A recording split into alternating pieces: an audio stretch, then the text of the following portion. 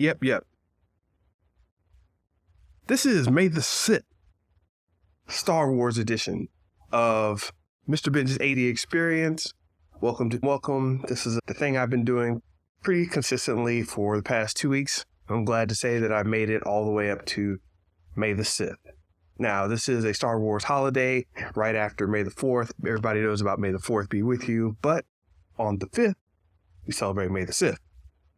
Some people say that you should be celebrating May the Sith on the 6th as opposed to the 5th, but I rock it on the 5th, especially this year because I'm not going to be here tomorrow. I'm not going to be recording. So thank you all for joining me. Thank you all for hanging around for these. And oh my God, 1 second. We got to get our audio straight. If we don't get our audio straight, we're just going to be bums on the internet here. So bear with me 1 second while I do that. All right. We're good. So let's make this thing happen. I was one of the co-founders of the Pod Squadron podcast. Shout out to those guys. 2 seasons ago, I did the first season with Andy Lowe, that hot nerd girl, Tracy, and the feral geek, Lexi. They run an awesome podcast over there. Please go check it out. It's good stuff. Pod Squadron on Instagram. You should be able to find it. And on YouTube, obviously, part of the Geekish Network. Shout out to those guys and what they do. But I'm here solo today, rocking with May the Sith to talk anything about Star Wars. Any Star Wars talk you want to talk, let me know. Except Mandalorian Season 3. I have not seen that. In fact, let me put in a comment right here. Tell me talk to me about Star Wars. Because it's an interesting thing. We're going to get into some business of it. We're going to get into some story of it, some controversy, some controversy. And we'll go from there, all right? How about that? Talk to me about Star Wars. See, there's always this little awkward pause when you're typing in while you're doing something live. Talk to me about Star Wars. Boom, I'll post that. All right. Sorry about that little delay there. You know, it's weird when you're just listening live or listening after the live goes on. Maybe I'll cut some of that out and shorten it up. But I might not because I don't always feel like doing post-processing. All right. Once again, everybody, thanks for joining me. Yeah, May the Sith. Star Wars is one of those classic properties that exist, and it's been going around for an amazing 40 plus years. And geez, it was 70, 77, 76, something like that. When Star Wars first came out, blew up the scene. Recently, I've been watching reaction videos of people checking out Star Wars for the first time. There are a lot of them, and you see the fan base still supports people who are checking it out for the first time. A lot of these reaction videos are really entertaining, really exciting. You get to see people's reaction to just the different characters, the way the story was laid out, the revelations in the story. If you, for whatever reason, haven't yet seen Star Wars, if you want to do reaction videos, it's a really strong one to do a reaction video on. People will support you. People will back you. You'll get at least a couple hundred views just on a basic reaction video to Star Wars. So, in fact, I may have to go back and do my own commentary on Star Wars. If you guys are in that, I mean, like a whole commentary track, and I may just post that up online somewhere. So if you're into that sort of thing, let me know. Obviously, I've seen it. It won't be my first time seeing it, but I'll run some commentary on it, some interesting side bits, interesting perspectives, and a little historical angle from where I come from. All right. That's that. So today I want to just talk about some of the things that went on in Star Wars, some of the missteps I think they took. We can get into a little controversy there. I want to get into some of the social, spiritual side of it just a little bit. And most importantly, the creative side, because that's what we're about here at Mr. Benja's 80 Experience, the creative side of things. What they've created, how they built it, and where they're going from there. And I want to do my top rankings of Star Wars. There are, let's see, of the Star Wars films, I'm going to put 10 of them out there, 11 of them out there. I call it my top 10 list, but it's 11, right? Because you have the 9 major films, and then you have you have Rogue One, And then you also have the Solo movie. And after that, things got really weird, so people just stopped with it. But I'm going to keep on. I'm going to go with the 11 there and see what people have to say. And if you don't like the list, too bad, because we're doing it. And if you also have a top list of Star Wars films, I'd like to know how you rank all of your Star Wars films. And let's not get too serious about this. I remember I was around during the great fan base wars of, what was that, 2018, 2017. So we don't have to get into all of that. Shout out to Rian Johnson and his film, but we don't have to get into that. We'll touch on it. We don't have to get into all of the bad vibes. All right, so Star Wars. Where do I even start with this, man? It's such a crazy franchise. Such a brand new concept that a lot of people still, I think, don't appreciate as much as it's changed the American landscape or the sci-fi landscape or the movie landscape. People don't give enough props to George Lucas for really putting together a visual package in ILM, an audio package in Skywalker sound, a groundbreaking way of doing merchandising. These are all things that were really pioneered by not only one company, but largely based on one franchise, and that was Lucasfilm. Because if you don't consider, right now we take a lot of the stuff that goes on in Star Wars for granted, but it was such a major change, a major switch up, that people just didn't know what to do. They lost their minds over it. If you go back and watch it now, even without the graphics, the visual updates, and the audio updates that have taken place over time, which is another revelation, then you're missing out on a lot of what Star Wars is.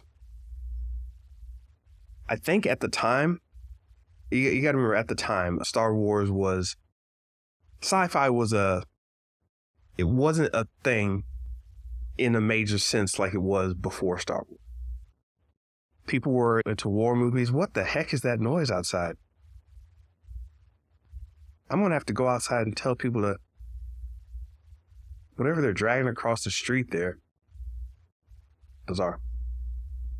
But at the time, as I was saying, at the time in the 70s, there were a lot of war films. People had experienced the fantasy type of things. But it wasn't until Star Wars came along that you got to see that fantasy, sci-fi, and I hesitate to categorize it as either fantasy or sci-fi because Star Wars is its own thing. But it really pushed the boundaries on both of those fronts.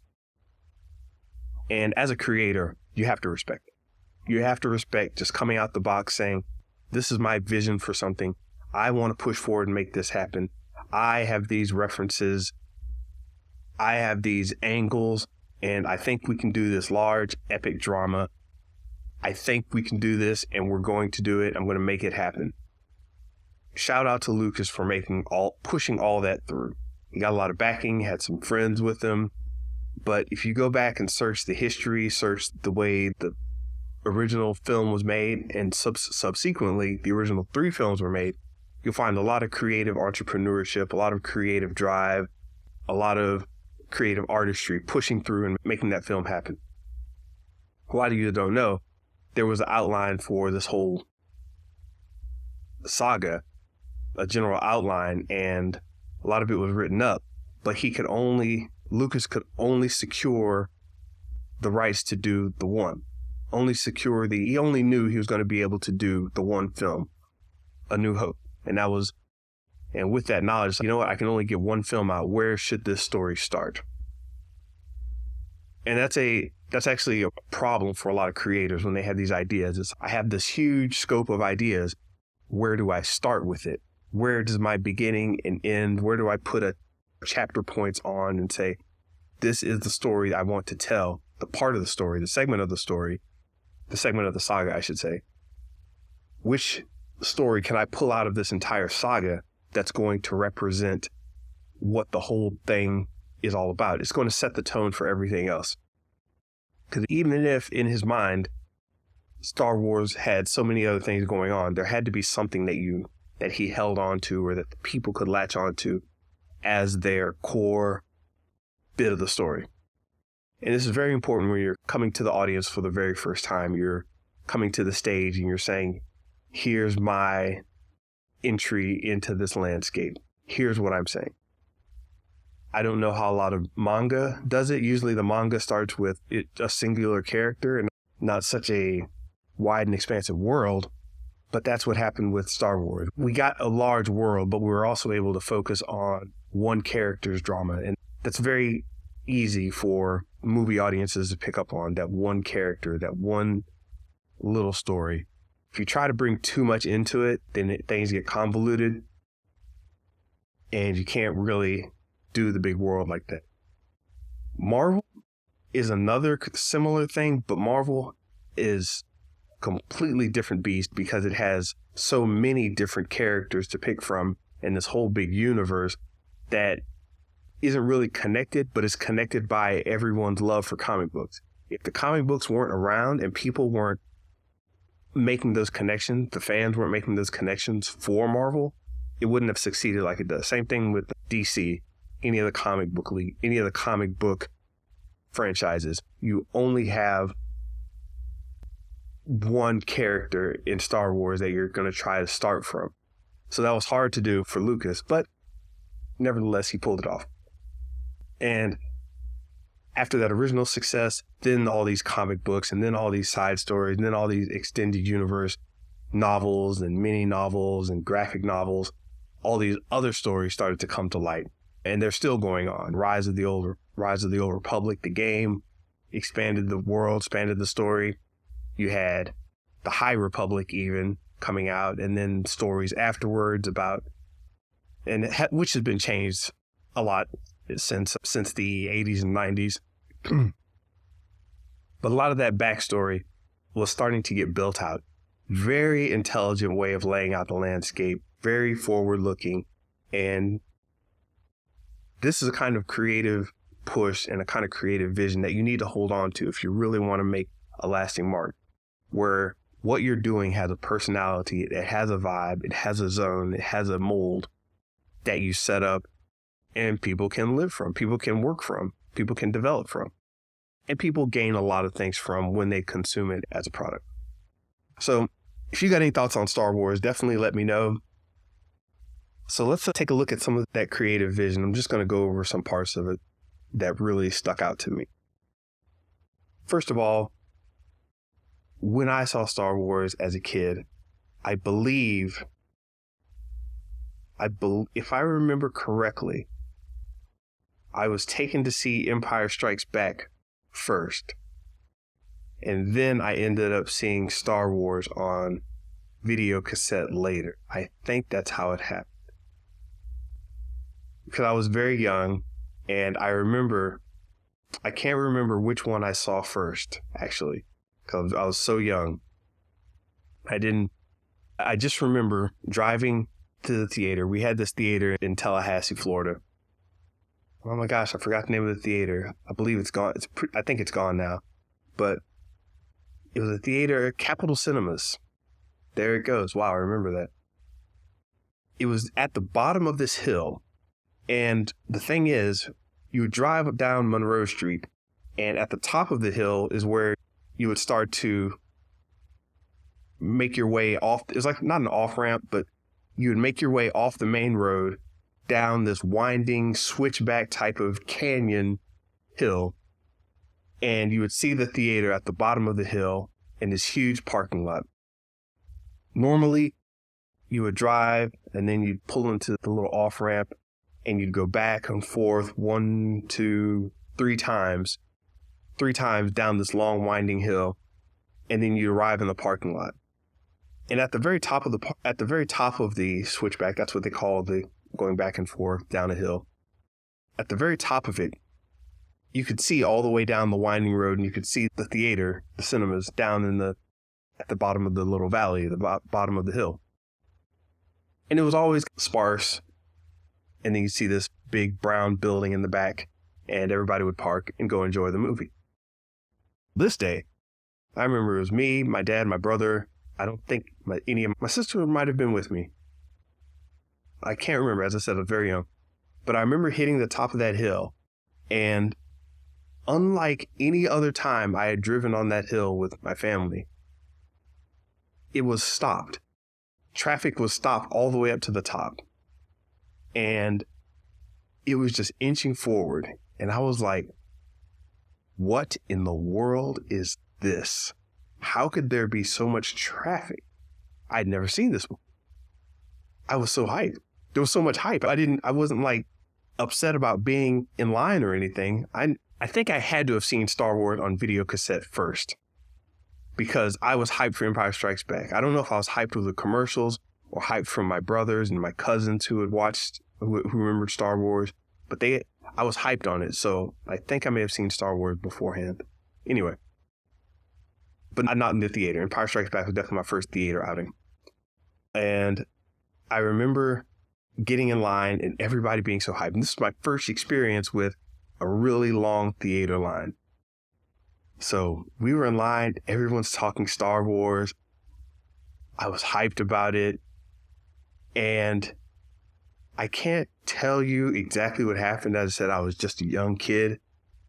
But my God, because of that one movie, I remember the smell of the theater, happy people in line, families, the buzz about the movie, the spectacle. And this was before we were in the theater, before we even sat down. Everybody was just buzzing about this movie. And this was pre-internet. So we're not talking on message boards, looking at trailers, picking them apart. We're not talking about going on Fandango and buying your tickets and getting your assigned seats. We're not talking about getting the critics' reviews on Rotten Tomatoes and comparing them with audience reviews. This was just a bunch of hype fans, a bunch of hype people going to see this movie, Star Wars. And we all piled in that theater. I remember it just being packed. You could smell the popcorn, you could smell the hot dogs. I'd like to get nachos when I went to this theater. I remember I would always get nachos, and I didn't like spicy food, but I always ate the nachos with the jalapenos, and I had the big cup of Sprite. That was my thing. That's my jam. That's what I love. Y'all can have popcorn if you want. I had the nachos with jalapenos and Sprite. It was great. Such a great childhood memory. Entire theater packed full of people.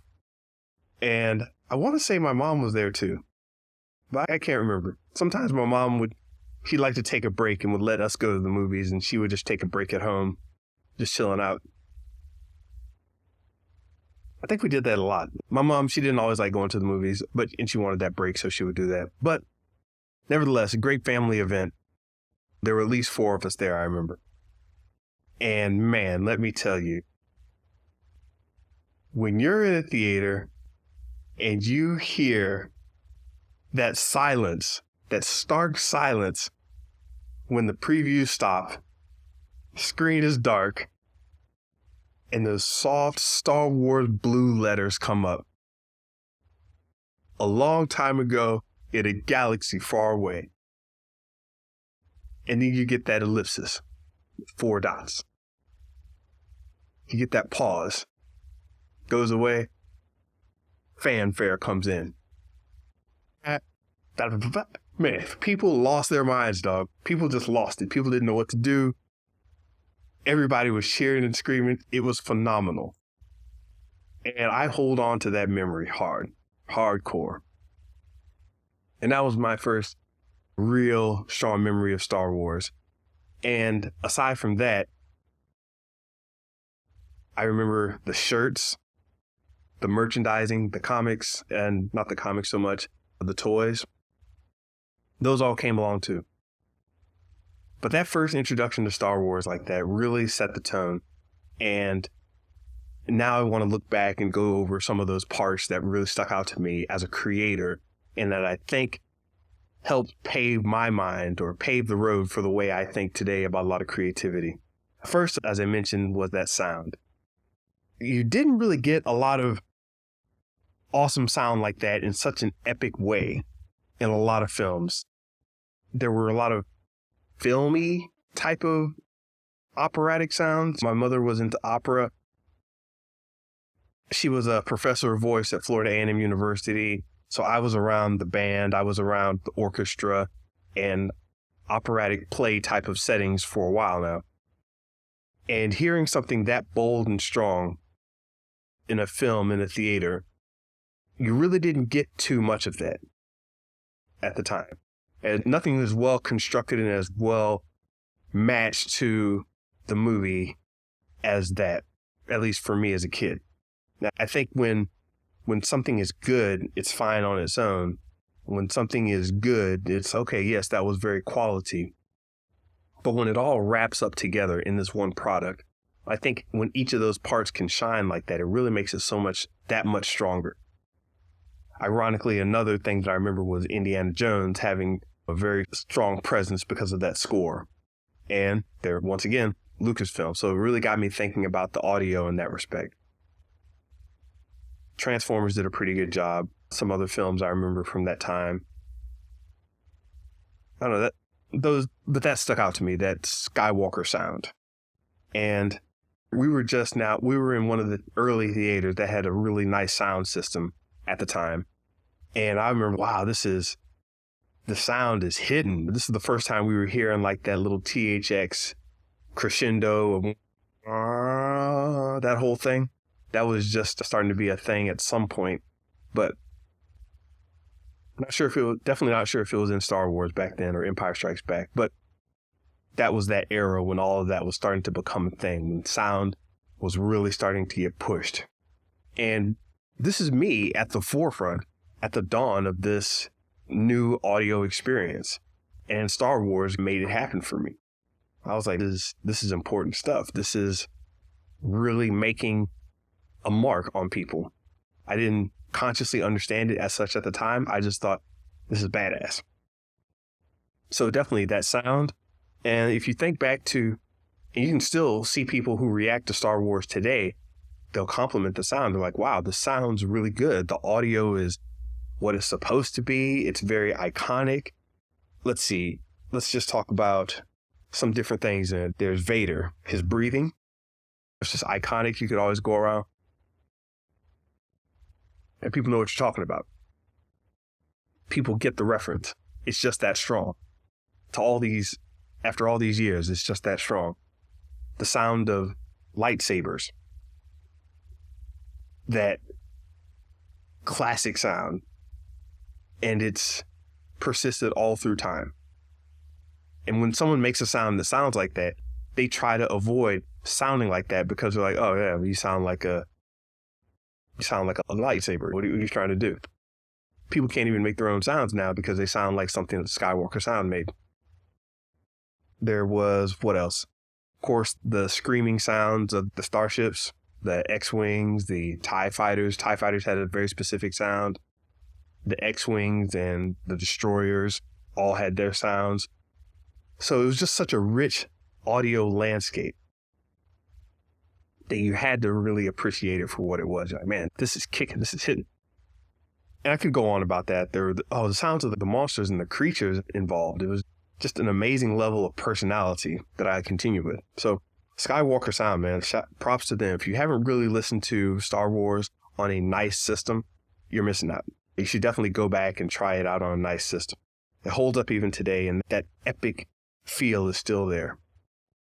Also, there was the beginnings of what became Industrial Light and Magic, the visuals that were created from Star Wars. A lot of that was custom made to give Star Wars its look, its visual quality. It's the technologies that they pushed forward with displaying things in space and the visuals of not just lightsabers, blending in the real effects with the computer-generated effects.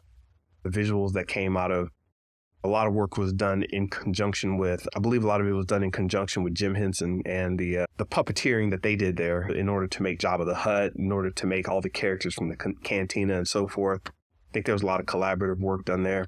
I'd have to go back and refresh myself on who created what, but there was a lot of good work there. Industrial Light and Magic came out of all those efforts, and now they're one of the premier image visualization houses out there. And you can't tell me that down to the logo, to the visuals of lightsabers, to the look of stormtroopers, to TIE fighters, Darth Vader himself, these iconic figures. So the world, the characters, just the backdrops, everything has a certain look to it. Blew my mind at the time. So this is all part of the creative vision, right? And the plot, the characters, it's very, I don't want to say simple, but very classic storytelling. You think about stuff like old Flash Gordon, old war movies. It's definitely based around the hero's journey. And I'm always willing to talk about that. A lot of people get it confused, how it's supposed to work and what it means and what the whole idea behind it was. I won't get into that here, but it's a very classic story told in a very classic way with a very unique wrapping and a very unique plotting. I don't want to say plotting. I want to say mapping. I want to say dot connecting, because plot refers to the actual plot, but it was set up in such a way that it was very intentional and self-rhythmic. If you want to think about that. Star Wars rhymes with itself is what I'm getting at. There's a lot of repeated patterns that refer Star Wars back to itself, thereby building on top of the lore, but not done in such a way where it becomes boring or repetitive. It just hammers the point home. It makes you feel comfortable in this Star Wars universe. And of course, there was merchandising as a part of this vision. In order to get the film funded, Lucas merchandised a lot of what he was doing and made this big, awesome extravaganza. And part of the funding deal was that it's like, hey, listen, I'll take less of the money if I can get more royalties from the toys, the merchandising, the shirts, the kits, and whatever else, right? The licensing. And so they were like, yeah, sure, we can do that. Remember, at this time, toy merchandising wasn't as much of a thing. Star Wars set the pace for this. You may have gotten one or two runoff shirts, you may have gotten a couple toys, but for the most part, these things were separate. People ran and got a toy and went about their business. There was no grand movie tie-in. There was no grand TV show connection. There especially wasn't like this launch where a movie launched and a toy line launched at the same time and people talked about it and collected and traded. It wasn't like that. They were largely separate until Star Wars came around and really made it a thing for Hollywood to do, or the entertainment industry to do. So you had this whole idea of, for Lucas, as far as he's concerned, you had this whole idea of, let me also push these toys and let me get some back end on that. And I'll get my money back in toys and merchandising.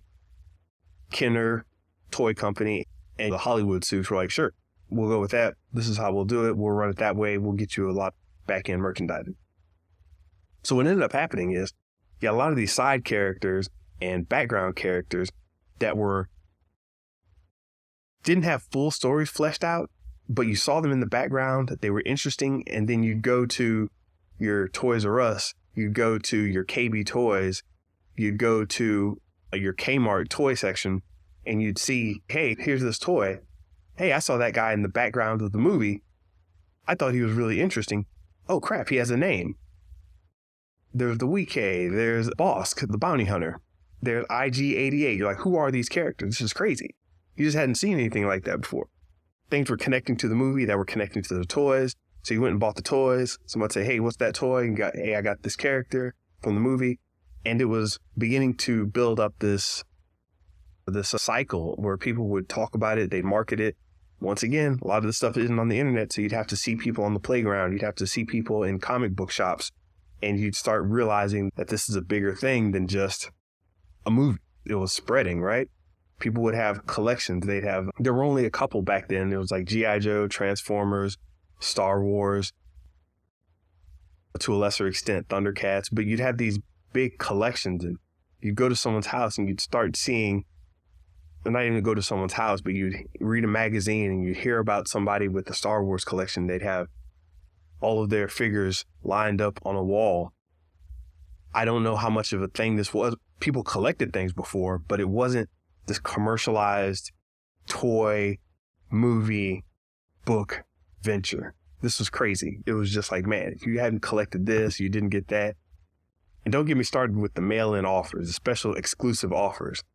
That Boba Fett with the firing rocket.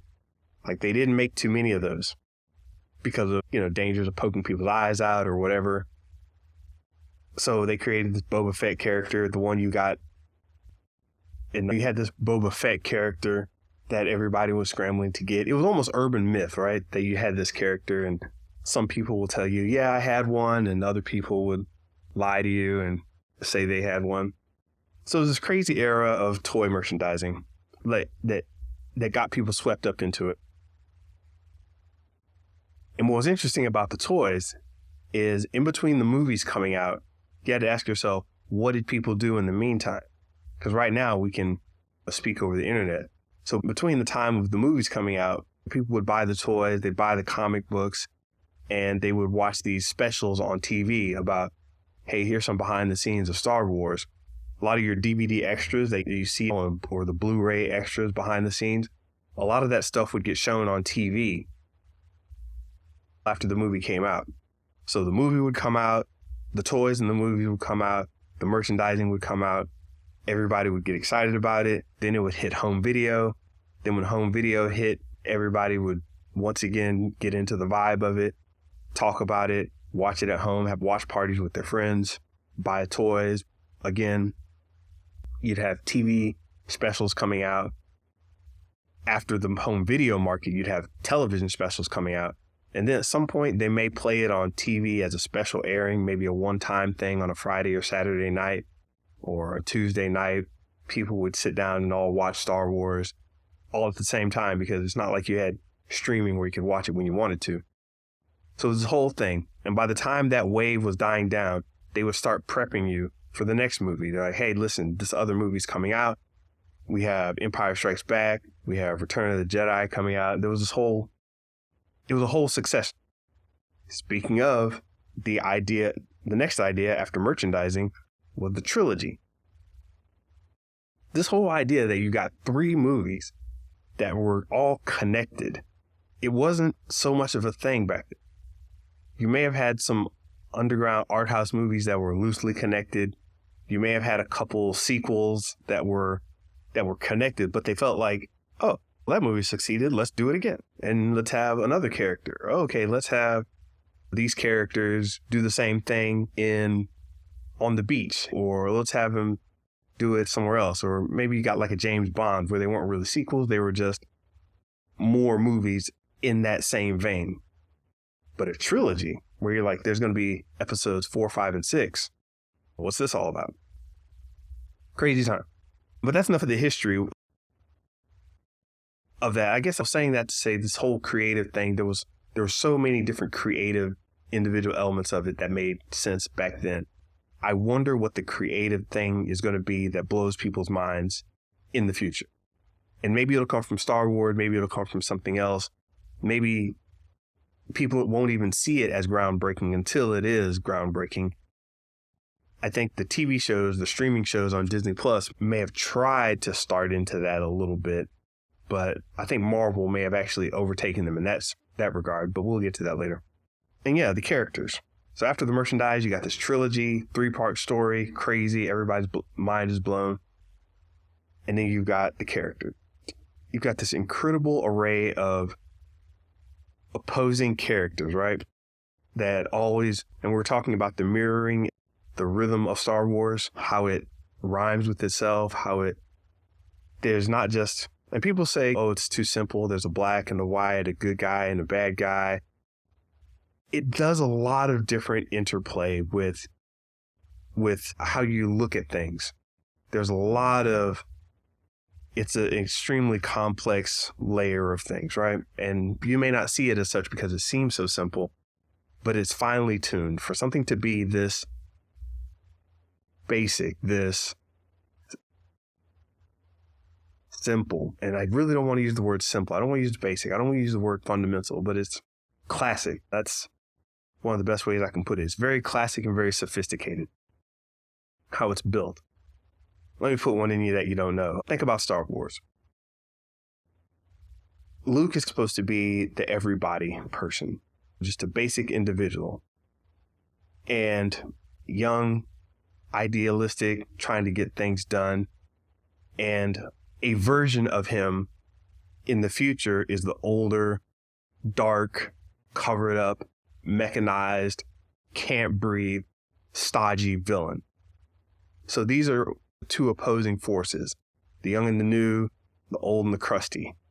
And that's one variation of, you got the old and the crusty. Now, within the old and the crusty, you've got two very different characters. You've got Darth Vader, and you've got Yoda. And you've got these two, once you compare those two, you're like, one is short, alien, funky. The other one is old, tall, dark, robotic. Yoda's he's a living character. He's always about the simple colored cloths and the wooden cane. Darth Vader, he props himself up with the mechanized system. He's got a freaking beat machine in his chest. So we've got these two opposing looks. And that type of comparison continues throughout Star Wars. It's a very interesting study, and I may have to actually chart it out one day if anybody cares enough, but it's a very interesting study. Then take another look. You've got the Wookiees, Chewbacca, right? Another look up, you've got Chewbacca and the Ewoks. Chewbacca is a Wookiee, and the opposite of them is Ewok, Wookiee. The terms are flipped there, right? Ewok, Wookiee. You got short and cuddly, tall and monstrous, tall and beastly. But they're both Earth-type characters. But they represent different factions, different sides of each other. One uses technological weapons, the other uses very Earth-like weapons. Incredible stuff, these relations, right? The droids. In oppositions to these living characters, you've got the droid characters. So you've also got C-3PO and R2-D2. Their names sound more robotic, obviously, because they're droid names. They're numerical, IG-88, R2-D4, and all these other characters. But you've got the tall, shiny, golden one that talks, and then the short, rotund, rolling one that just makes beeps and boops. And it's these comparisons that our minds are bifurcated. We're used to looking at things in terms of Sith, just very absolute, black, white, left, up, down, north, south. And a lot of Star Wars is based on these two pairings, these opposites, and how they intertwine and work together. You've got different planetary systems. When you look at a system of a planet of death, not death, you got a planet of desolation in Tatooine. And you have another planet of life when you look at Dagobah. So you got a planet of desolation, a planet of life. And these are two things they jump back between. One's very desolate dry, one's very dank and musty, and they both have a purpose in the universe. Then you have something like Coruscant, that's a complete city. And then it's high tech, it's a city. You can compare that against something like, I shouldn't have said Coruscant. I can compare that also with Tatooine, where you've got something with barely nobody in it, and then a planet with too many people in it. You've got Mustafar, a lava planet, and you compare that with Hoth, the ice planet. So you have all these different ways of comparing and contrasting. The Jedi, there were hundreds of them. The Sith only wanted to have two.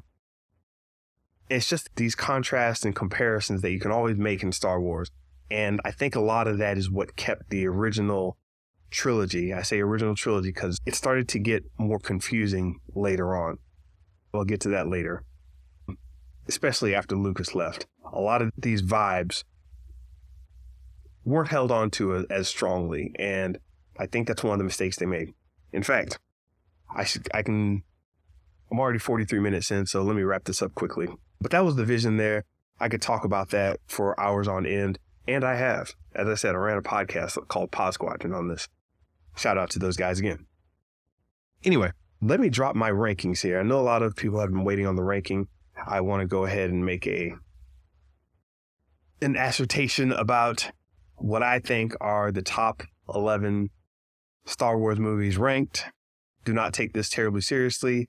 You can fight me in the comments. I may have to come back and respond to some of your comments if you don't like it. In fact, I may do a whole posting, but here's my top 11. And I'm sorry if I hurt feelings with this one. These rankings may change next Tuesday, but this is how it's going to be. At number 1, coming in, my favorite Star Wars movie of all time. And I'm going to go from the best to the worst. I shouldn't say worst because Star Wars is like pizza to me. It's all good. It's all flavorful. It's all delicious. It's all good. I may get in the comments and piss people off, but I'm not that upset. I don't want the great fan base wars to be reignited. I think we can all enjoy Star Wars in our own way, but I will go from best to not the best. Number 1, The Return of the Jedi. I don't know what it is about that one. I think that Luke finally figuring out what the hell is going on and not embracing his dark side, but becoming fully aware of what's going on. There were a lot of key little elements in there. Him wearing all black, the way he had to fight against the temptations of the dark side, the way he had to overcome his failings. I think they were all encapsulated very well in that movie. And if you didn't catch it in the beginning when he's wearing all black, and this was part of Lucas's original story, that things took a darker turn for Luke as he gained power, and there was a struggle for him to not become like Darth Vader or not take Darth Vader's place, even though the Sith were gone. So there were, at the very beginning of Return of the Jedi, if you remember, he's in all black, very calm, very confident, but not a very pleasant force. First thing he does is puts on a force choke to 2 Gamorrean guards, pig guards. And even as a kid, I remember, I was like, he did the little hand motion that Darth Vader does, and they started choking those dudes just with the force. That's something the Sith do. And it's not really a light side power. So you start seeing him playing with the dark side right off the bat. And that's what made the whole saga interesting to me, because you had this backdrop, this foreshadowing of, man, they warned us about this. Are we in a cycle? Are we stuck? So that was a problem. And it's a little simple way to tell a lot of story without telling a lot of story. It showed instead of telling. Usually in visual movies like this, you can say a lot by doing and showing just a little. And you should do that in a visual medium. And even a literary medium. But the point is, you're expressing what happens in the world, not telling somebody in text like, hey, listen, he's like this, not a blah, blah, blah. It's expressed in the story. Like, he's got these tendencies, and it says a lot more just by that little action. Anyway, so Return of the Jedi really hit for me. At the very end of it, people miss a lot of what was going on, but relying on your friends, bringing family together, your spirituality never really goes away. It can be reborn and still be saved at the very end. It touches on a lot of different angles, and it really just stuck with me. So even after watching them all as a kid, seeing Empire Strikes Back, I think Return of the Jedi really hit strongest for me just because of the way it transformed. Next up, number 2, Empire Strikes Back. I think this was the first movie I had seen that really left me on a cliffhanger like that. And as I said, it still had the vibes as a kid, being the first one I remember in the theater. Empire Strikes Back just hit me so hard with the ending and promising of a next movie. The revelation in there that was one of the best movie twists in history. People weren't looking for it. People didn't see it coming. Minds were blown. And it's amazingly still subdued as a secret to people who aren't in the Star Wars universe. So if you watch Star Wars for the first time, you catch these twists. Very fascinating stuff. Check out some first-time reactions of Empire Strikes Back who had never seen it especially people who didn't know about the twist. Even if they've heard the phrase, it still hits them. Really good stuff. So that was number 2. Number 3, A New Hope. So yeah, the first trilogy gets my thumbs up. That was definitely the thing that made it happen. A New Hope, as I said, set the stage. If you go back and watch that movie, it's pretty amazing because the main character doesn't show up in the film for the first several minutes. It's as far as movies are concerned, it's quite a long time before the star actually makes his way into the movie, which is phenomenal. Off the bat, usually with movies, they try to say, okay, here's the character, follow the character, follow the character. But they did such a good job in world building that they set up the villain, they set up the conflict, they set up this political intrigue, they set up the princess and this whole idea of a rebellion. They set up this whole world well before you get to Luke, which is very important, very key, and just interesting. And I don't know how many movies have done it like that. It's hard to pull off because you want to get in and care about a character. And this movie didn't put the character right up front. So there's a lot of good things to be said about New Hope. Ended up at my number 3. Now we're getting to the interesting ones. Where is he going to go from here? Where is he going to go from here? At number 4, my top Star Wars movies of all time. Revenge of the Sith. This movie, I really rock with it. There's so much tension you're getting with Anakin and Obi-Wan representing 2 changing forces, where you had this whole idea of Jedi and the Jedi Order, and it's got to a point where it starts pulling apart. The Sith drove a wedge between them. And one of the scenes that really shocked me was when you saw them pull out their lightsabers on each other for the first time, and it was 2 blue lightsabers going up against each other. That blew my mind. I was like, no, they're 2 blue lightsabers. You're both friends. You're both family. Stop fighting. It hit me in the feels, man.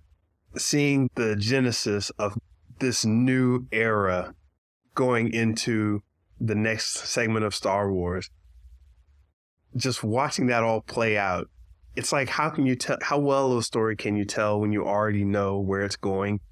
I think this played out very strong. I really enjoyed Padme's story leading up to Anakin's emotions being out of control, leading into conflict, leading into the building of the Empire. I was really big on the political stuff, so I really liked that. So Revenge of the Sith comes in at number 4 for me. Number 5, The Phantom Menace. Yes, The Phantom Menace. People are probably starting to scratch their heads. Hey, where's this other film? I don't believe you put The Phantom Menace up this high. I put The Phantom Menace up this high. I liked what they were doing. I thought it built up the world from a familiar yet a good point. There was a lot of politics involved. You're talking about this big world, this empire.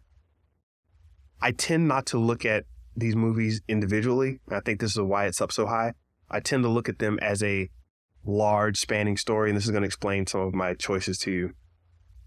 But with this large, expansive universe, this large world that Star Wars built, there was a certain setting that A New Hope was able to achieve.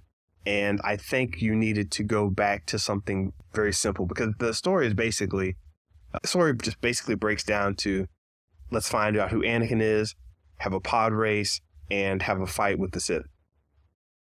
But it seems boring to a lot of people, especially the first half of it, because there's so much they have to set with expectations and starting from a certain early point. But I think it did it well. And if you're really into the world building, I think it did the same kind of that A New Hope did, but it did it for the entire saga. So when you're looking at all this, you're talking about the Trade Federation, you're talking about blockades, you're talking about Outer Rim systems, you're talking about boring Senate fights and how all this happened. I still think it was very genius in terms of the way that it actually played out and set up the world. One of the things that it also did was set up the idea of this Phantom Menace, something being a problem that you don't see. Titles are very interesting. What exactly was the Phantom Menace to you? Think about this. When you think about the Phantom Menace, what does that mean to you? It's like, oh, Anakin we didn't see him coming. He was Darth Vader. That was the Phantom Menace. Okay.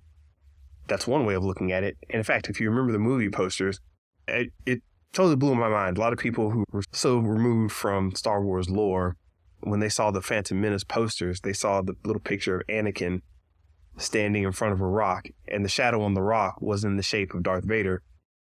And people still weren't sure that Anakin was going to end up turning into Darth Vader. Very clever way of building a movie for multiple audiences. But anyway, the Phantom Menace wasn't just Anakin turning into Darth Vader. You also had to look at Palpatine, Emperor Palpatine. That was the menace that's behind much of the entire saga, right? Or what if you can also think of the Phantom Menace, the title, as there are cracks in the seams, there are cracks in the foundation. There are things within people that are growing problems that we need to look at, and it's a Phantom Menace. If you look at Darth Maul, they were like, who is this guy? Or who are these Sith? Why are they hiding in the dark? There's something that we don't see. And they always talk about how the future is cloudy. Things are cloudy with the Sith. And they were looking at the Sith as being the problem, when the real menace was their hubris, their pride, their ability to think that they knew everything. And I think a lot of that was really set forth in the movie The Phantom Menace. So a theme that plays its way all the way through Star Wars. In fact, we just talked about The Last Jedi, The Return of the Jedi. If you look at what Luke was, this idea of a Phantom Menace is still going on. Is Luke going to become a problem? We've got evils within us. Very awesome stuff. And that title is freaking brilliant. And it really touches on a cornerstone of what Star Wars is all about. So Rogue One jumps in as my 6th favorite movie. Not too much to say about this one. It was a great lead in to A New Hope. Once again, it's like, how do you have a story that tells a story that you basically already know? This was just a reiteration of a tale. You didn't need anything new. You just needed something to fill in the blanks, fill in the gaps. Nothing groundbreaking here, but you were able to tell a story that expressed how important all of the movies were at that time. And if you think about it, you've got 3 movies before, 3 movies after Rogue One in terms of timeline. And this was a pivoting point. At any pivot point, there's a lot of change. There was a death, destruction. And the way it built up was just, it was sold as such. It was sold as a regular movie, but a lot of people weren't prepared for all of the death that would happen in that movie. And in fact, it ends with the idea of a Death Star. So a major portion of this movie was just about loss. And after loss, what comes after that? A New Hope. So the cycles never end. You lose, things are built on top of that. You have a New Hope. So I really liked this film. It filled in a lot of holes in the lore. You got to see some remnants of Jedi temples that filled out a little more of that stuff that we didn't get in the prequels. Showed you how it was treated in the original trilogy. So just a very solid film to me. It stands on its own and was able to actually separate a little bit from the Star Wars lore. They played a little differently with the side story idea. And I think that was worked out very well as a side story.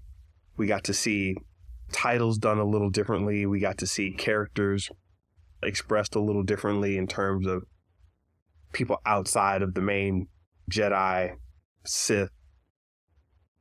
People, when they think of Star Wars, they only think of Jedi and Sith. This movie got them out of that binary situation a little more. Worked out very well for me. And comes in at number 7. Number 7, Attack of the Clones. Yes, I just did it by saying Attack of the Clones. I know I left out a lot of your favorites. Sad but true. Attack of the Clones I really liked, and a lot of people clown it for certain scenes. The love story was a little awkward here and there, but it did its job to me. And it told a good story. It had people miss out on the fight scene between Jango Fett and Obi-Wan Kenobi. A lot of people forget that. You got to see Dooku do his thing, how you got to see the infiltration, so more political intrigue. I think the political stuff really slowed down a lot of the way the story was told, but I enjoyed it. As I said, with the Phantom Menace, it set the tone for a larger understanding, and it's still a necessary film for me. I originally thought it was just a filler between 1 and 3, but over time I started to appreciate it on its own. And as I said, the more I see this stuff, the more I started appreciating it all as a whole, a big arcing saga. So that was it. And number 8, I know I'm probably going to get some hate for these last 4. Next one up, Solo. I actually liked Solo. Solo, I think this was another side story. Thought it was a very fun little adventure that just went on, did its thing. And it filled out the world a little more. Some parts of it were, I don't want to say corny, but you started to see less story being told, and you started to see a little more fluff being inserted in the story. You started seeing a little more people trying to say something instead of just presenting a story that happens to evoke a thought or have a story that evokes an idea. So instead of that, you got a little more of stuff being on the nose, stuff being a little more, hey guys, we're trying to tell you something. And you got a little more of that coming through. I tend not to like that in my stories. I tend to like the story being the ultimate push, and anything else that just happens to comes up and it doesn't detract. I think there were some detracting moments in the story as they were telling it. But really expanding on the smuggler intrigue, the whole idea of the gangsters and that faction of Star Wars, I think there's a lot to develop there. And we ended up seeing more of that in Andor to a certain extent. But I really liked it. I'm going to wrap this up in a bit. We already hit the hour mark, so I don't want to take too long on these. But this is Star Wars. We can talk about this all the time. So after Solo at number 9, I am so going to get hate for this. At number 9, we have The Rise of Skywalker. I know. The Rise of Skywalker was a mess. A lot of problems. A lot of craziness going on. I enjoyed it, man. As I said, I enjoy all Star Wars, but The Rise of Skywalker actually put a lot of things to rest for me. It did its job clumsily in a lot of situations, awkwardly in others, but with The Rise of Skywalker, I think it did a decent job of bringing the story all together and wrapping up a certain chapter of what was jumbled beforehand. Jumbled. I'm talking about the last 2, which I was actually upset about for quite a while. But I no longer am upset about the last 2, but I thought it did a decent job of bringing stuff together. Yes, it was a mess. Yes, it was convoluted. It bounced from different place to different place. There was stuff shoehorned in. There was retconning, which I have a problem with. A mistake in one movie and then another movie goes and overwrites that. I think that's problematic, but it brought stuff back. And if you really watch this on a nice system, as opposed to your laptop or your phone or whatever, if you really watch The Last Jedi, Return of the Rise of Skywalker, I thought it was very visually, it just really did a lot of stuff that was nice visually. It's hard to, unless you saw the scene with all of the different starships flying in, not just like Return of the Jedi ended with a lot of people coming together to fight the Empire. This really brought a lot of people together to fight. It's like, no, we're now a new galactic force. We're all coming together now. So There was that whole vibe. Very important to see that played out for me in terms of the world being built out. The character of Rey, she got her closing, the idea of Skywalkers and that whole family line and saga and Palpatine, that whole thing. It was a way to wrap it all together. Thought it was competent. Not my worst. Here's where we get interesting. So yes, the last two, at next to last, and I know this is just going to tear a lot of people's hearts out, The Last Jedi. Beautiful film visually. Shout out to Rian Johnson. Very creative film. Tried a lot of interesting things. This is what creators should do, right?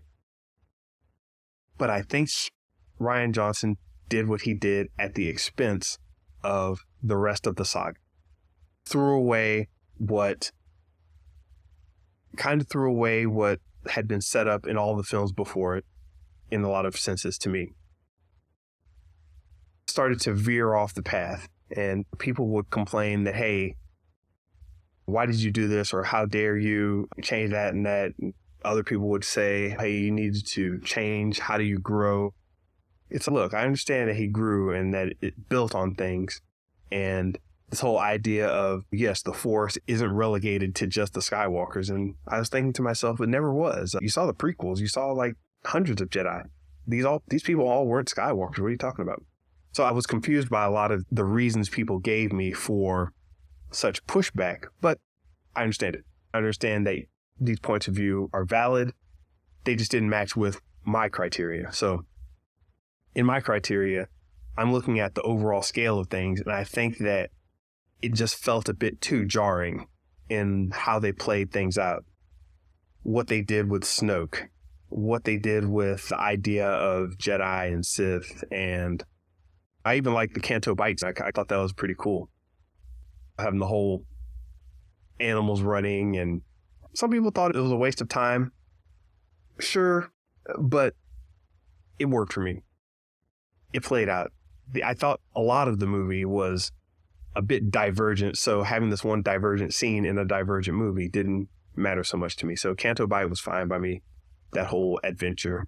As I said, I still liked it, still enjoy it. Did some weird things in there that I would have pushed back against, but it worked for me.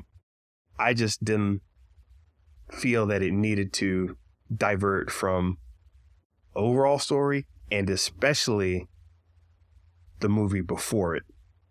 And this is why it ends up where it is, because the movie before it comes in at number 11, The Force Awakens. I told somebody The Force Awakens was my least favorite of the Star Wars movies, and they about lost their minds. The first thing they said was, "You don't like Rey?" And I think I was being attacked. As I said, it was the great fan base wars. So episode 7, The Force Awakens, it was basically a love letter to Star Wars. It was like, hey, we're Star Wars. We're going to bring back these old guys. We're going to have it play out in a certain way. It was competent, but I thought it was a bit uninspiring. Also, I didn't like the way they played Finn.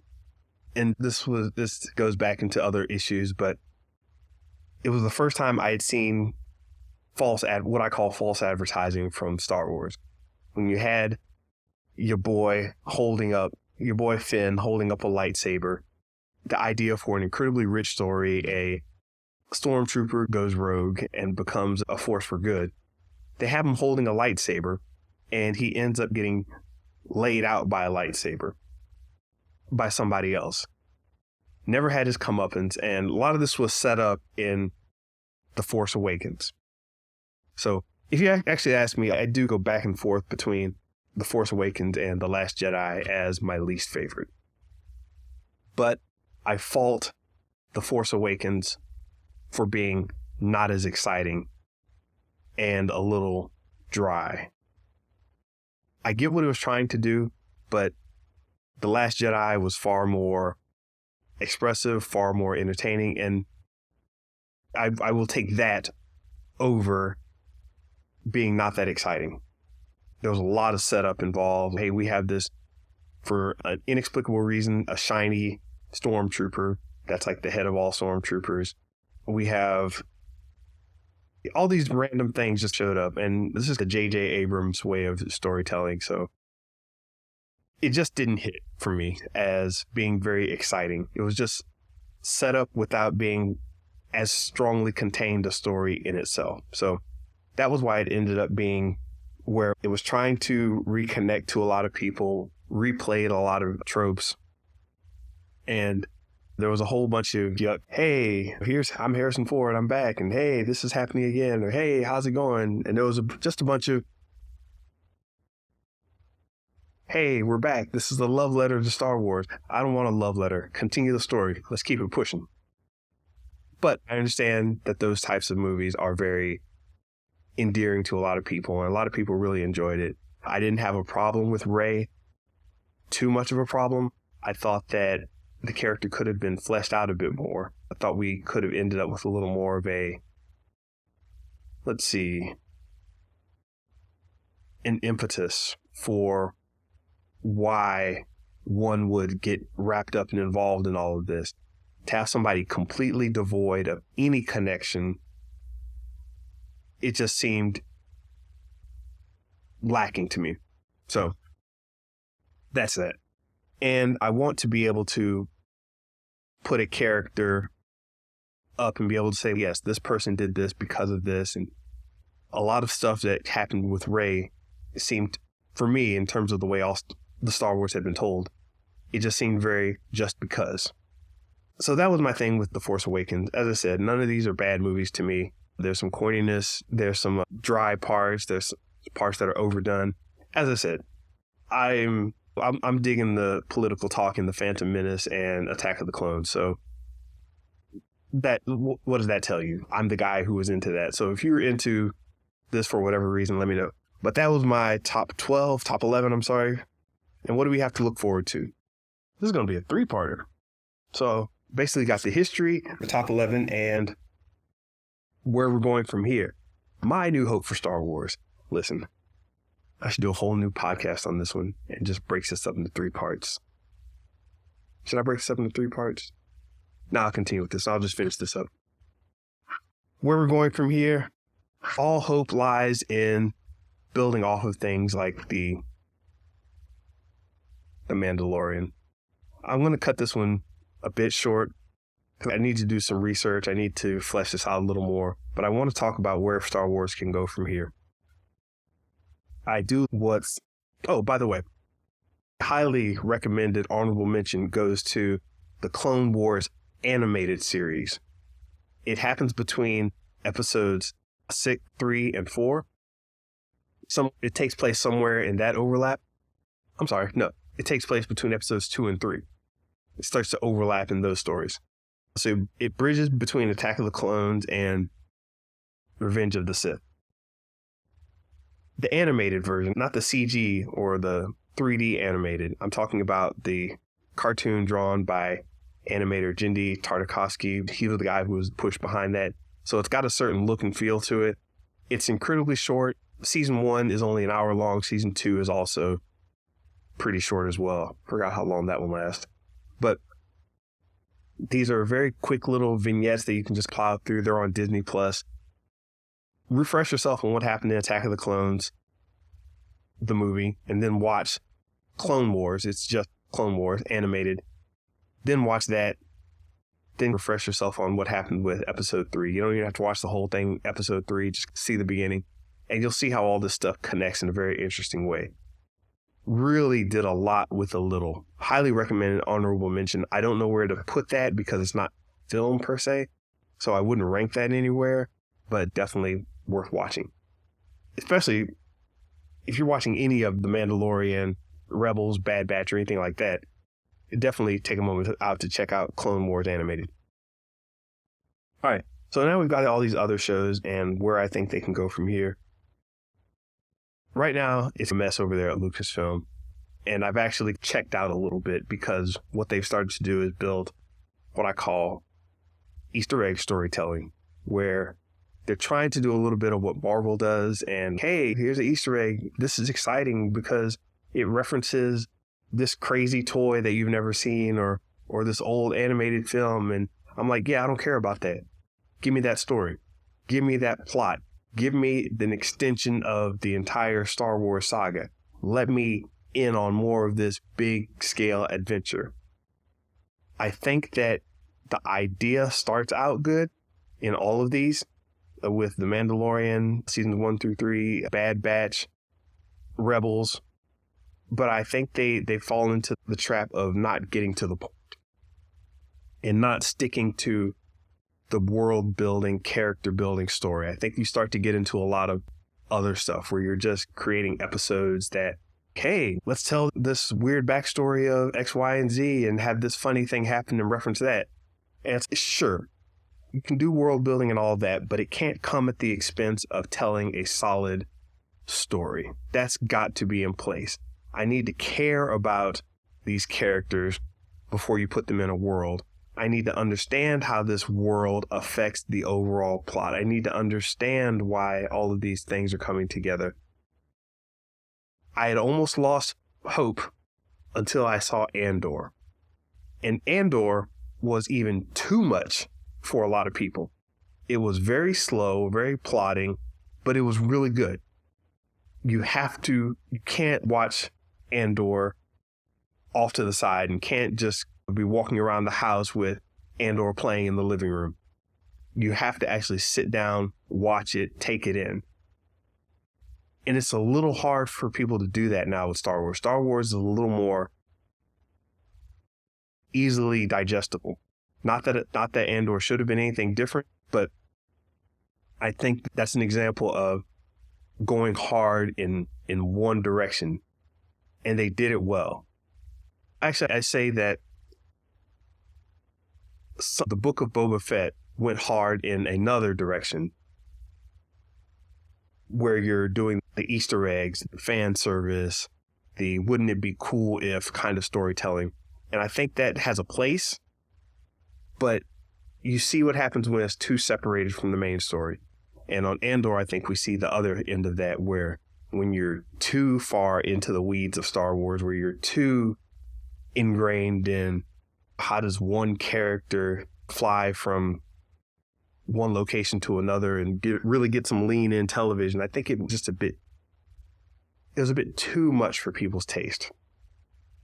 If you've ever had a really highfalutin dinner or a really heavy 7-course meal, you understand that sometimes those big dinner outings, those really serious dinner outings, can be a little too much, where it's okay, cleanse my palate. I gotta make sure I don't eat beforehand. Okay, I gotta eat this before I eat that. I need to pair with just the right drink. It's so much work to enjoy something like Andor.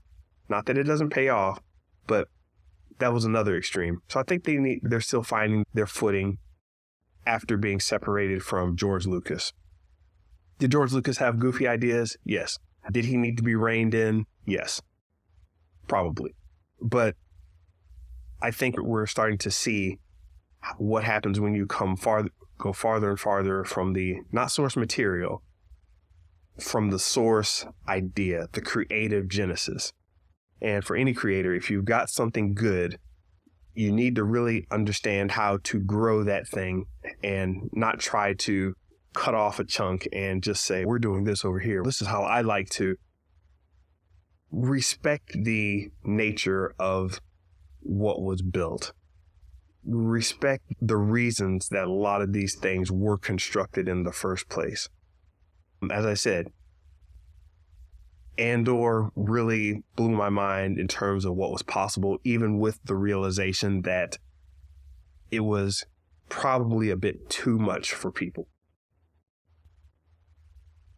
As I said, it's like that 7-course meal that you have to book days in advance, that you have to don't eat anything the day before, get your reservations, wear the right clothes, drive up some windy mountain hill, all this preparation, reading about the proper foods and blah, blah, blah. It's like, sometimes you're just like, hey man, can I get seconds on this? Can I get another plate of this? As I said, Star Wars is like pizza, a good pizza. And when you start to play with that formula, you start to you start getting into dangerous territory. At some point, you're like, what are you doing? Anyway, that's that. I do have faith in Star Wars. I will get back on Disney Plus at some point, and get through Bad Batch, the new season of Bad Batch. I will get through Mandalorian season 3, which I haven't done yet. But for right now, I'm saying Star Wars is still good, still like pizza. It's a mess right now. I'm going to get back into it. Hope you all enjoyed that. And I'll probably make some reels from this because I got a lot of good information here that came up. But this is a creative powerhouse. Hope you all enjoyed it. Have a happy May the Sith. Take care.